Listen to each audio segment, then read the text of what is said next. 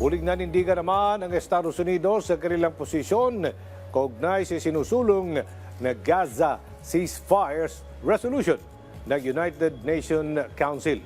Samantala, malawak ang protesta sumiklab naman sa France. President Macron pinagbibitiw sa pwesto. Ang detalye sa sentro ng balita ni Joshua Garcia. It rejects resolution. It is beyond time that Hamas release every single hostage now and surrender immediately. Ito ang muling paninindigan ng Estados Unidos kasabay ng muling pagharang nila sa isinusulong na Gaza Ceasefire Resolution ng United Nations Council.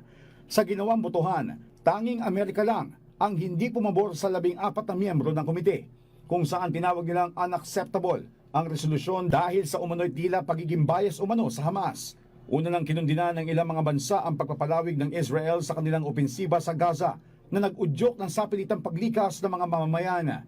Tiniyak naman ng Estados Unidos ang kanilang pakikipagtulungan para makamit ang kapayapaan. The United States will continue to work with its partners to bring an end to this horrific conflict. This war could end today if Hamas freed the hostages and laid down its arms.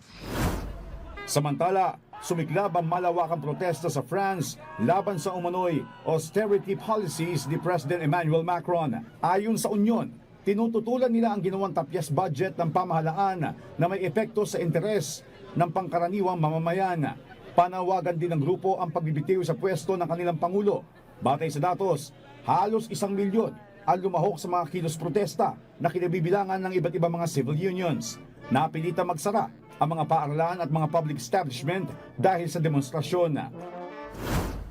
Sa Canada, nakakamangha ang pagiging malikhain at praktikal ng ilang mga pintor doon, kung saan robot ang naging katuwang nila para mag-produce ng mga art gallery na quality pero murang mga painting.